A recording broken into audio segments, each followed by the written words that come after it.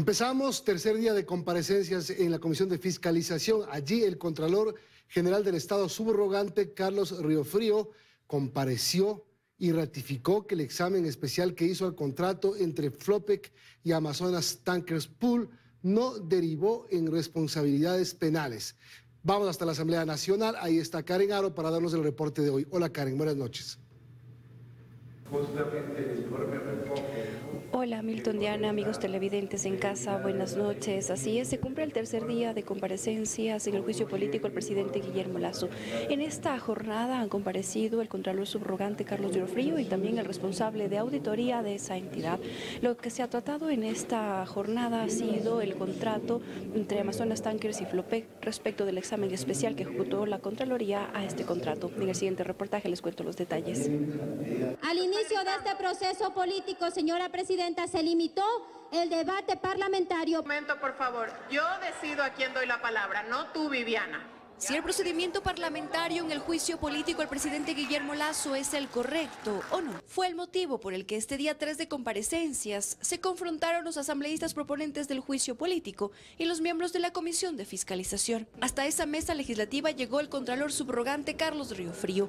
Habló sobre el examen especial que hizo la Contraloría al contrato entre Flopec y Amazonas Tankers Pool en el 2020, donde se determinó un perjuicio para el Estado de $6.1 millones. Sin embargo, esto no derivó en responsabilidad penal, ratificó y explicó las razones. No existen los elementos suficientes, competentes y pertinentes con los hechos, materia de lo penal.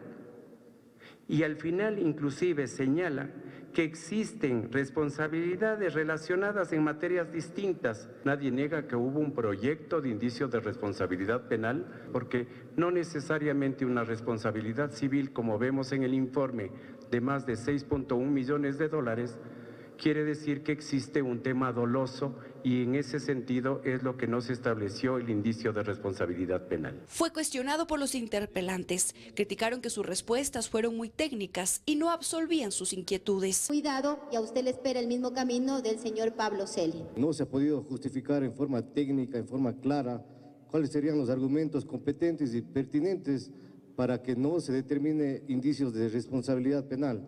No ha podido probarse, se ha evadido esta pregunta. Compareció también Manuel Mesías, director de Auditoría de Transporte e Infraestructura Portuaria y Aeroportuaria de la Contraloría. A sus manos llegó el examen especial al contrato. El funcionario ratificó lo dicho por el Contralor y aseguró que si bien no hubo responsabilidad penal, sí se determinaron responsabilidades civiles y administrativas para los exdirectivos de Flopec. En ningún momento se determinó responsabilidad penal. No hubo los elementos para considerar como IRP este proyecto. No hay presunto delito de peculado. No. Muchas gracias. Porque usted no puede venir a decir aquí tan suelto de huesos que no existe un delito de peculado, porque ustedes no son jueces, no son fiscales. La defensa del presidente fue muy crítica. Aquí estamos examinando una conducta por supuesto peculado y la responsabilidad civil consecuente. Lo que haya ocurrido en la Contraloría en otros temas y en otros casos no comprende a esta materia. Mientras esto pasaba en fiscalización este jueves, trascendió esta carta con la que el asambleísta Javier Ortiz hizo pública su decisión de abandonar las filas y la bancada del Partido Social Cristiano por presuntas amenazas y desacuerdos por cambios al interior del bloque. Ahora actuará como independiente, aseguró. Para finalizar, nada más contarles que mañana, viernes, continúan las comparecencias. Son alrededor de 14 personas las que han sido convocadas. Es la información a esta hora. Continúan ustedes con más. Que tengan una buena noche. Buenas noches, Karen. Gracias por la información. Y asambleístas califican de desesperado al comunicado del movimiento Revolución Ciudadana, que hace un llamado al presidente de la República que dé paso a la muerte cruzada. Algunos asambleístas aseguran incluso que eso devela la falta de votos para censurar al primer mandatario.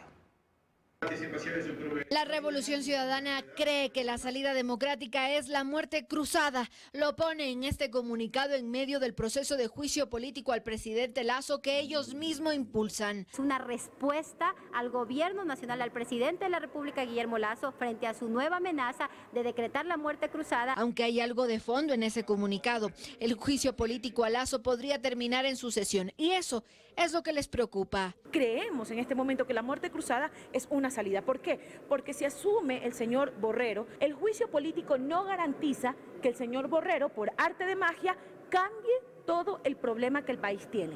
Las críticas a este comunicado salen incluso de los interpelantes al juicio político y del PSC, que es el partido con el que impulsan todo este proceso. Aquí lo que parece que el comunicado que lanzaron precipitadamente, sin consultar obviamente con la Asamblea, consultar con los jefes de bancada, se trataría de beneficiarse obviamente directamente el correísmo. Creemos que no es la solución democrática para el país. No por interés político de una organización o de cualquier sector en ese sentido, se puede pedir algo que no es la salida que nosotros buscamos. Para otros bloques como la izquierda democrática las razones son otras y pasan por la desesperación de conseguir los votos para la censura. Se menciona mucho 4 o 5 asambleístas del Partido Social Cristiano, 8 asambleístas de la bancada de UNES que no están de acuerdo con la forma en la que se ha dado este juicio político.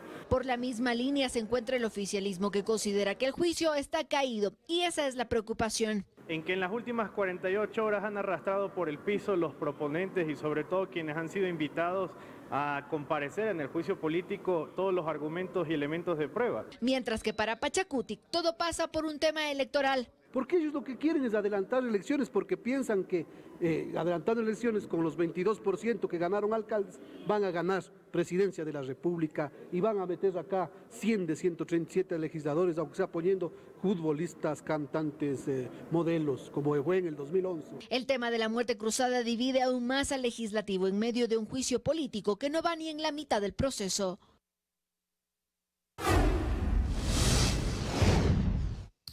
Mientras el gobierno anuncia su intención de declarar como grupos terroristas a las organizaciones criminales, hay quienes creen que esta decisión podría tener un efecto contrario, generando una percepción de debilidad frente a la escalada delictiva que se vive en el país. La decisión no ha sido tomada aún y todo dependerá del Consejo de Seguridad Pública y del Estado. No obstante, la intención del gobierno es declarar a 8 organizaciones criminales como grupos terroristas, lo que supone una mayor efectividad en el combate a la delincuencia según las autoridades. El presidente del COSEPE, que es el presidente constitucional de la República del Ecuador, quien lo anuncia. ¿Ustedes apoyan? Muchas gracias, efectivamente, por el país. Para el exministro de Defensa Osvaldo Jarrín, en Ecuador no existen las condiciones para declarar la existencia de grupos terroristas y hace la diferenciación con los actos terroristas provocados por organizaciones criminales. 3 características fundamentales para una acción terrorista: el uso violento, cruel de la fuerza. En segundo lugar, la intencionalidad política que tiene ese acto terrorista.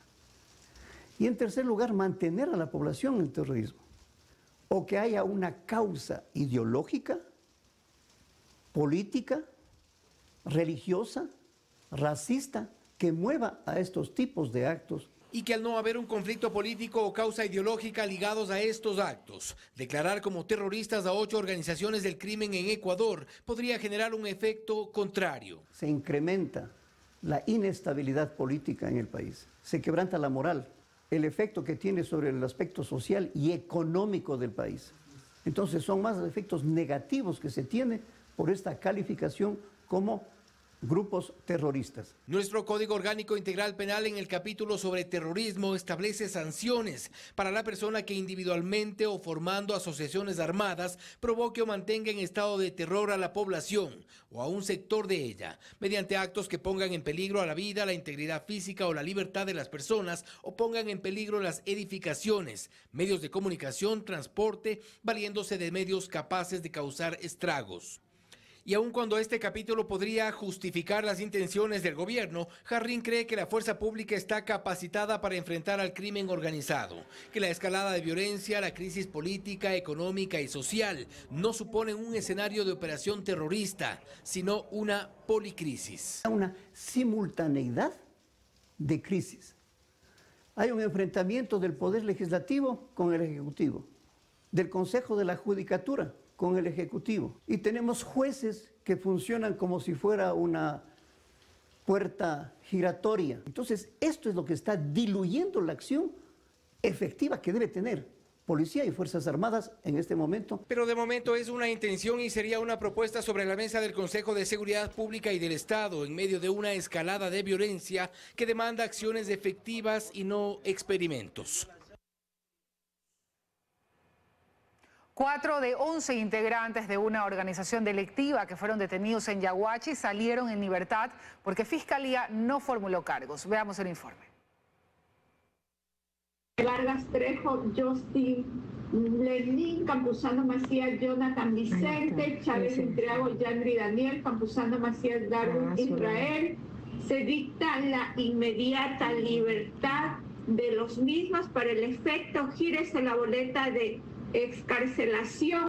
Así se conoció la decisión de la jueza de Yaguachi, Deida Verdesoto, quien resolvió dejar en libertad a 4 de los 11 detenidos en ese cantón tras un intenso operativo policial. La decisión de la magistrada volvió a levantar cuestionamientos de esa institución, que por estos días ha reclamado por varias decisiones controvertidas. En un comunicado, la policía rechazó lo resuelto y volvió a pedir respaldo y apoyo a las autoridades de justicia para el trabajo que realizan. Pero hubo una réplica de parte de la Corte Provincial del Guayas, desde donde se aseguró que la jueza de Yaguachi dictó prisión preventiva a 7, contra quienes Fiscalía formuló cargos por tráfico ilícito de armas. Sobre los 4 que se dejó en libertad detallaron: Fiscalía no formuló cargos. El presidente de la Corte Nacional de Justicia se refirió a este caso, dejando en claro que sin formulación de cargos, la jueza no tenía otra opción que liberar a los detenidos. De acuerdo a la ley, que si la Fiscalía no formuló cargos, es imposible que el juez ordene la privación de la libertad.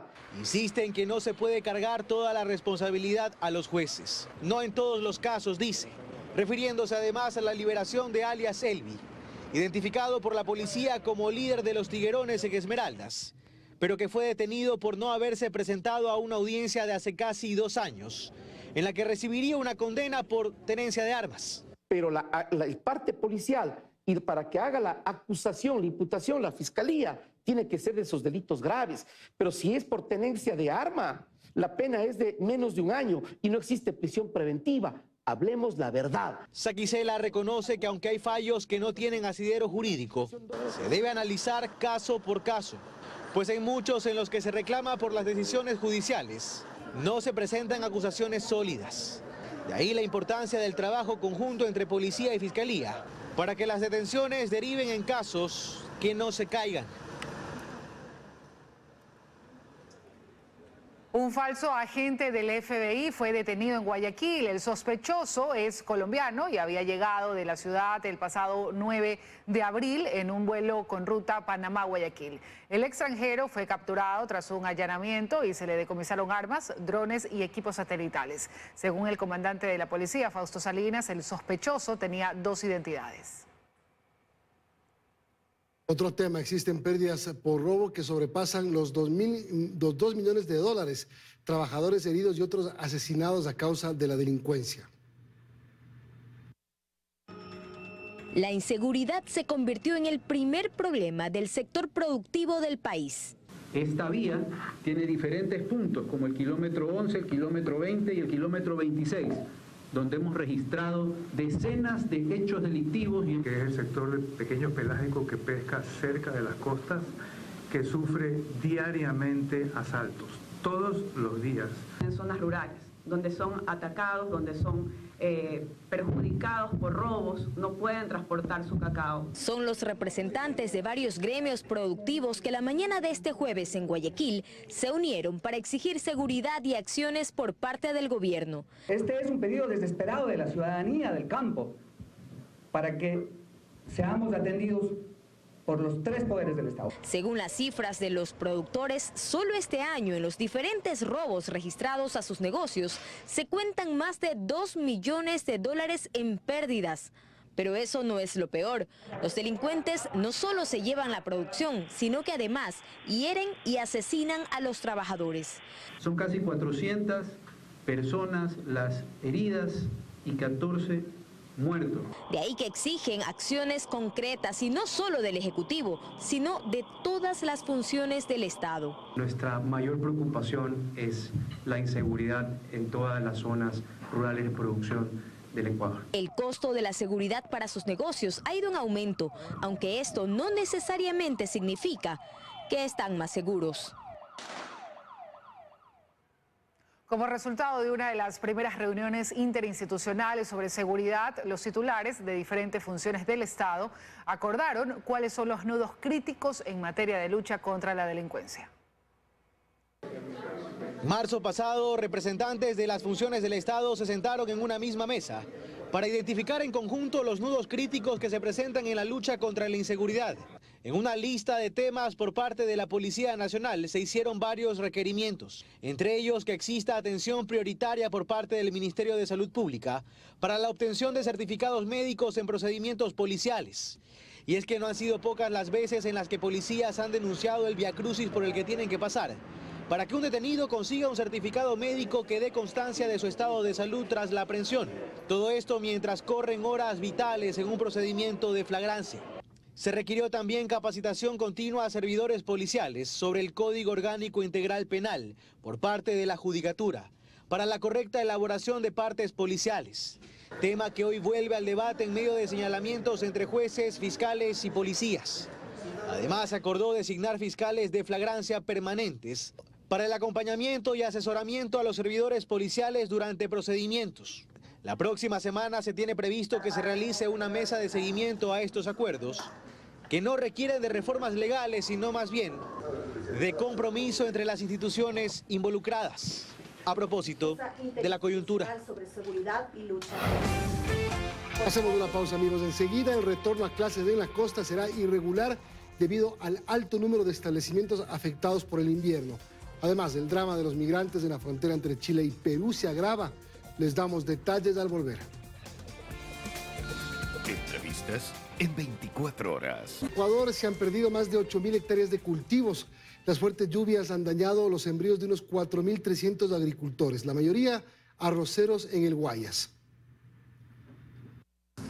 Winston, Gabriel y José, arroceros del Cantón Santa Lucía, provincia del Guayas, miran sus tierras con desesperanza. Ellos nos cuentan que aquí, en este terreno de 100 hectáreas, hasta inicios de abril había gramínea recién sembrada. El agua la cubrió. El río Daule que está salido del borde porque hay mucha agua, muchas inundaciones. El sector arrocero vive hoy por hoy un verdadero drama. Sus plantaciones han sido las más afectadas por las lluvias intensas y las tormentas eléctricas de las últimas semanas. La producción se pierde. Y eso equivale a un mes de consumo del país de arroz. Según datos del Ministerio de Agricultura, a nivel nacional, cerca de 8.000 hectáreas de cultivos de arroz han sufrido daños. El 62% son pérdidas totales. El arroz es uno de los cultivos más afectados porque obviamente esto se hace en zonas bajas donde es más fácil que sean cubiertas por el agua. Pero Eitel Lozano, director del Centro de Investigación del Arroz con sede en la provincia del Guayas, asegura que realmente la situación es mucho más crítica de lo que dice la autoridad. En los otros cantones, San Borondón, Salitre, también están viendo las afectaciones. En el país, puntualiza Lozano, se han perdido unas 30.000 hectáreas de sembríos de arroz, valoradas en no menos de 50 millones de dólares. El segundo cultivo con más pérdidas es el cacao, reporta el ministerio, pues hay más de 2.600 hectáreas dañadas de manera total o parcial. Siguen el banano y el plátano, que en conjunto superan las 1.800 hectáreas afectadas. Las provincias más afectadas son Los Ríos, Manabí, Guayas, El Oro. La mayor parte de agricultores damnificados está en Guayas. Solo en esta provincia casi 6.000 hectáreas de cultivos se perdieron por completo y en más de 1.700 se registran afectaciones de las que difícilmente se recuperarán. En términos generales, hasta la fecha en Ecuador, unos 4.300 productores han reportado daños en sus cultivos por el invierno. Además de las 8.000 hectáreas de superficie agrícola con pérdida total, otra similar cantidad presenta daño parcial. Y 361 unidades educativas fiscales en el régimen costa iniciarán clases con retrasos por las afectaciones que deja el invierno.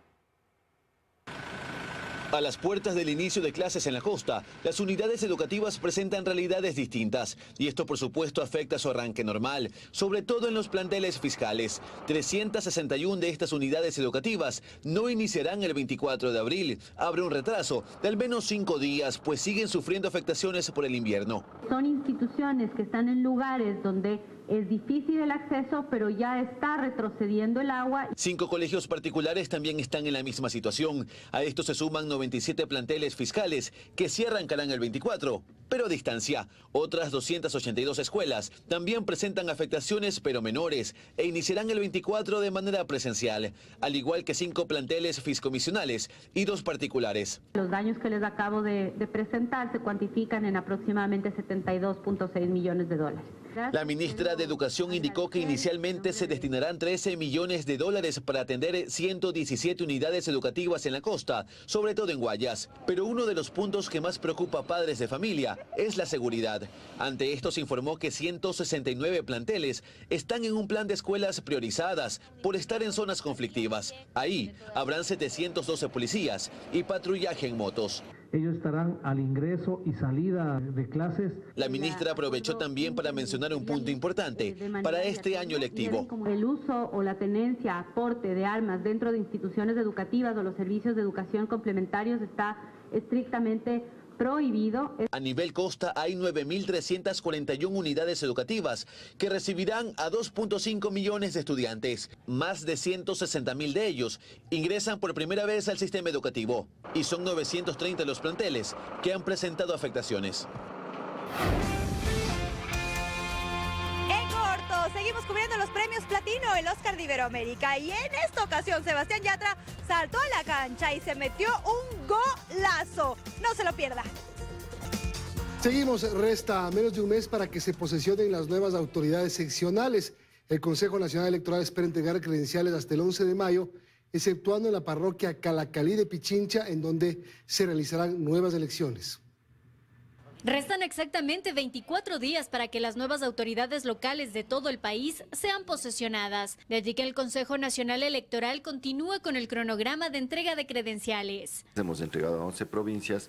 El día lunes estaríamos entregando lo que es Pichincha y Consejo de Participación Ciudadana y Control Social. Hay todavía al menos 10 recursos pendientes correspondientes a autoridades de 6 provincias. Estas son Guayas, Tungurahua, Santa Elena, Cotopaxi, Orellana y Los Ríos. De estas 2 últimas, solo resta que la sentencia del Tribunal Contencioso Electoral sea ejecutoriada. Cabrera confía que en esta ocasión los tiempos se cumplan como se ha previsto, es decir, entregar las credenciales hasta el 11 de mayo como consta en el cronograma. En donde sí todo tendrá un retraso es en la parroquia rural de Calacalí, ubicada al norte de Quito, pues allí 4 listas presentaron a sus candidatos para la junta parroquial, pero el que ganó fue el voto nulo, un hecho inédito en la democracia del país. Deberíamos ya comenzar los políticos o las personas que postulan al tema político, darse cuenta que la gente está despertando, ¿no? Que está despertando, que no pueden venir con mentiras ni con falsedades. Se encuentra establecido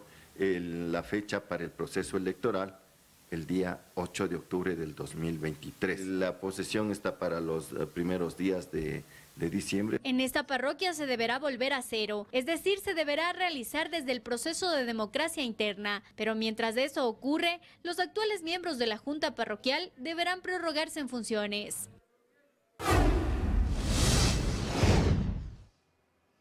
Perú envía refuerzos policiales a su frontera sur ante la llegada de migrantes que huyen de Chile. Ocurre luego de que el gobierno chileno aprobara 2 leyes de control migratorio para hacer frente a la crisis que vive desde hace varios meses.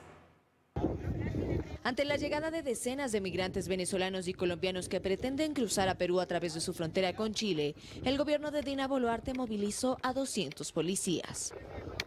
No se está permitiendo ingresar a ninguno que no esté debidamente documentado. No se está dejando. Según agencias de la ONU, alrededor de 400 personas se han quedado varadas por día en el puesto fronterizo de Santa Rosa, en Tacna. Las personas salieron de Chile ante el aumento de los controles migratorios en ese país. Según sus testigos, solo buscaban atravesar territorio peruano caminando hacia sus naciones de origen. El gobierno peruano evalúa enviar a las Fuerzas Armadas a los puestos fronterizos con Bolivia, Chile, Ecuador y Colombia para que apoyen a la policía en tareas de seguridad. Impedidos de pasar a suelo peruano, decenas de migrantes entre venezolanos, colombianos, ecuatorianos y haitianos acampan desde hace 6 días con sus maletas en los puntos limítrofes entre Perú y Chile. El miércoles el Congreso chileno aprobó 2 leyes de control migratorio, una que permite detener a migrantes irregulares sin papeles y otra que extiende el plazo de detención para gestionar su expulsión.